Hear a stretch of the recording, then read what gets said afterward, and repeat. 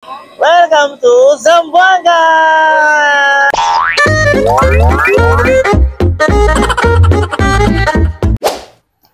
Yun.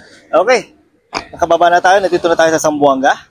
At first stop natin ay dito sa Morning Sun Satay. Ito yung pinaka-paborito namin puntahan pag bibili kami ng satay dito sa Zamboanga.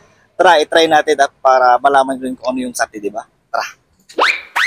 Yun, dito na tayo. So, ano ba yung mga menu natin dito, te? Ito made of chicken liver, I think. Tapos, ito beef. Yan. Tapos, oh, beef yan. Alam mo, beef. Yan. Ito yung satay sauce. Ito yung nagpapalasa talaga sa satay dito. So, ayun. Yung satay sauce ay medyo maanghang-anghang. At saka, kung ako kasi taga Pangasinan, hindi ako sanay na kumain siyempre ng parang medyo maanghang sa umaga. Pero, nung na-try ko to, talagang nagustuhan ko rin. Yung mga pinakita ko mga manok at saka liver ay ginigrill muna nila. Ito. Wow! So, sarap! Lalo nakakagutom.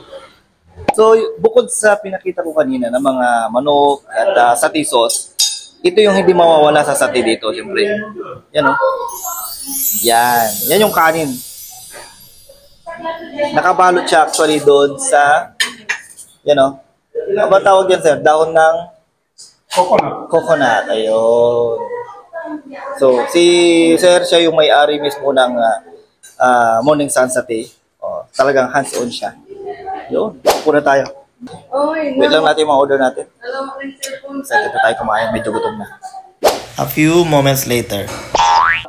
Yun, no? Yun. Ito naman, manok naman to. Yan, try natin. Nanging kutsara ng ano. Kakain tayo niya.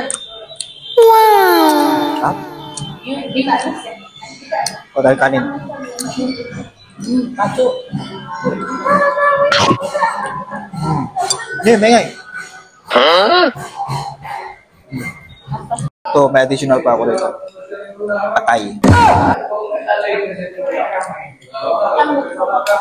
Try natin.